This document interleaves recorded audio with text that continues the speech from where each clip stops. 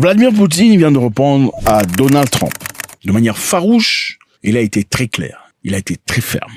Poutine, pas très grand de taille, mais très grand d'esprit, manifestement, n'a pas peur. Monsieur Donald Trump a fait un discours devant la presse, vous savez, disant qu'il donnait pas un ultimatum, mais exigeait à ce que monsieur Poutine vienne à la table et discute avec Zelensky pour trouver des solutions par rapport à la guerre.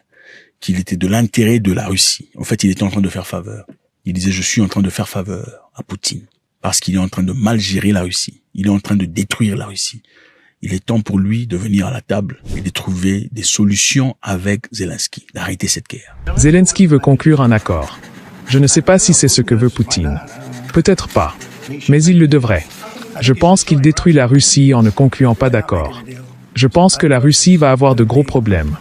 Il suffit de jeter un coup d'œil à son économie et à l'inflation. J'espère donc que je m'entendrai très bien avec lui. Et j'espère qu'il voudra conclure un accord. Sinon.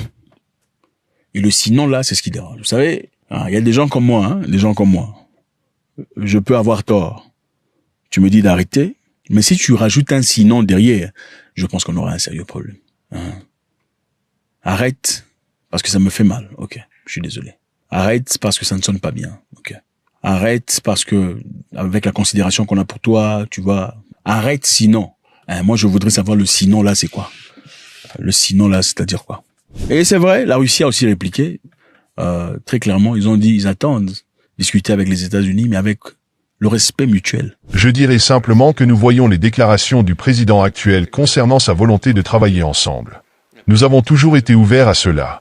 Quant aux questions liées, disons, aux négociations, nous avons toujours dit, et je tiens à le souligner à nouveau, que nous sommes prêts pour ces négociations sur la question ukrainienne. Et le respect mutuel, ils n'ont pas encore vu ça. Il doit y avoir un niveau de respect. Monsieur Donald Trump a exprimé ses sentiments très clairement. Il a dit sur Truth. Truth, c'est un social media qu'il a créé, réseau social, qui appartient à Trump. Trump a son réseau social, comme Zuckerberg a, comment ça, vous l'appelez quoi?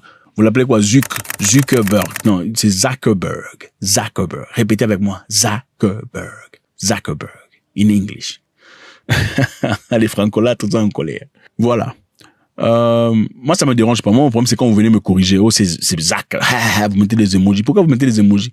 On vous a dit qu'il est né en France, à Toulouse. Son nom, c'est Zuckerberg. Anyway. Donald Trump a son réseau. Ça s'appelle Truth. Truth a été créé après que Donald Trump ait eu des difficultés avec les démocrates aux États-Unis pendant les élections passées. Pas les élections passées, avant que Biden ne rentre au pouvoir. Trump a dit des choses, c'était pendant l'époque de tout ça. Il a dit des choses, il a été bloqué par Twitter. Okay? Dans un pays où on peut bloquer le président. Imaginez-vous. Après avoir bloqué le président, Donald Trump est parti ouvrir Truth. On l'avait rejeté de YouTube, rejeté d'Instagram, rejeté de Facebook. Il a ouvert son propre réseau Truth. Et c'est là-bas qu'il communique. Même s'il est revenu sur Twitter, c'est Elon Musk, après son achat, qui a réétabli Trump. Trump a son histoire à lui. Et sur son histoire à lui, il a clairement dit Poutine a intérêt de venir à... Ça ne rigole plus. Donc voilà ce que Poutine a dit. Écoutez ce que Vladimir Poutine a dit.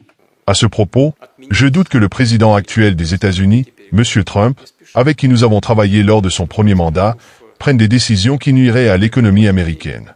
Même si nous entendons parler de la possibilité d'imposer de nouvelles sanctions contre la Russie, je doute que des décisions soient prises qui porteraient atteinte à l'économie américaine elle-même. C'est un homme non seulement intelligent, mais aussi pragmatique, et j'ai du mal à imaginer qu'il prenne des décisions qui nuiraient à son propre pays. Par conséquent, il est probablement préférable que nous nous rencontrions, en tenant compte des réalités d'aujourd'hui, pour discuter calmement de tous les domaines qui présentent un intérêt tant pour les États-Unis que pour la Russie. Nous sommes prêts, mais je le répète, cela dépend avant tout des décisions et des choix de l'administration américaine actuelle. Monsieur Poutine explique ici clairement, il dit, Zelensky avait signé un document disant, nous interdisons les négociations. Donc il y a un décret qui est écrit. L'Ukraine n'acceptera pas de négociations avec la Russie. Bon, maintenant vous parlez de négociations. Juridiquement, Poutine vous rappelle, je suis juridiquement instruit. C'est-à-dire, sous nous asseyons pour discuter sur quelconque négociation. Pendant qu'il y a un document quelque part, un décret qui dit il y a interdiction de négociation, c'est-à-dire que tout ce qu'on aura discuté sera caduc. Donc, je ne peux pas accepter ça. Avant qu'on arrive sur cette conversation, il est important que monsieur Zelensky annule d'abord le document qu'il a écrit dans le passé, disant qu'il n'y aura pas de négociations entre l'Ukraine et la Russie. C'est après avoir annulé cela, évidemment, ça sera la marche de la honte pour Zelensky, chose qui est très difficile pour lui d'accepter à ce moment-ci. Après avoir annulé ces documents, alors là, on peut parler de négociations. Mais nous sommes prêts. Nous sommes prêts à discuter. Et j'espère que M. Trump garde la même mentalité dont il avait à la première occasion. Donc, M. Poutine est en train de jouer à un jeu diplomatique de haut niveau. M. Trump fait de la brutalité, de la pression. C'est sa stratégie. Il vous met la pression pour vous intimider. Et son intimidation n'est pas toujours fausse. Parce que quand Trump a dit qu'il allait bombarder la Syrie, il l'a fait. Trump ne rigole pas. Quand il dit je veux bombarder, il bombarde. Il en est capable. Mais là, Poutine dit, nous sommes prêts à discuter, sans se justifier. Il est prêt à discuter. Mais avant de discuter, le décret a été annulé. Suivant. Disons, aux négociations, nous avons toujours dit, et je tiens à le souligner à nouveau, que nous sommes prêts pour ces négociations sur la question ukrainienne. Cependant, il y a des points qui nécessitent une attention particulière. Par exemple, le chef actuel du régime de Kiev, lorsqu'il était encore un chef d'État relativement légitime, a signé un décret interdisant toute négociation. Comment pouvons-nous établir des négociations si elles sont interdites? En ce moment, nous sommes dans les murs de l'université de Moscou.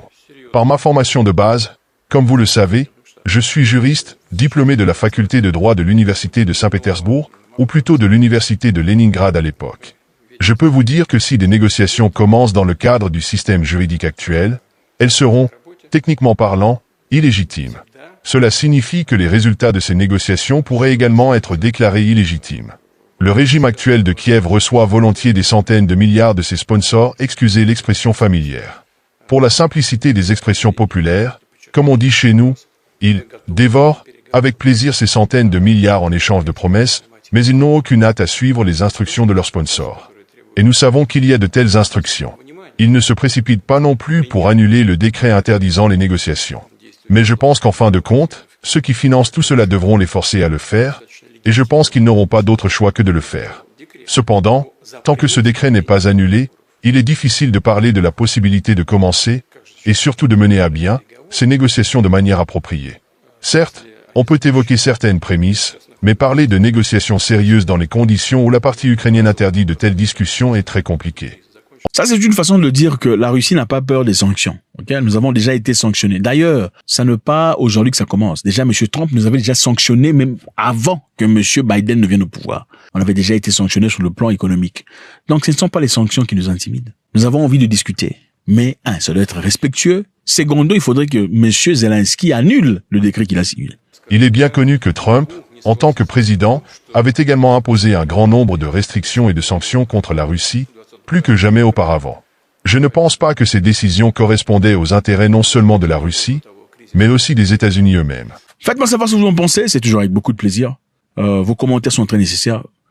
On veut vous lire, on sait que parmi vous, il y a des gens très intelligents, et je pense que c'est toujours avec beaucoup de plaisir, dans le respect, de toujours faire des commentaires, afin que l'on se lise, on se reconnaisse.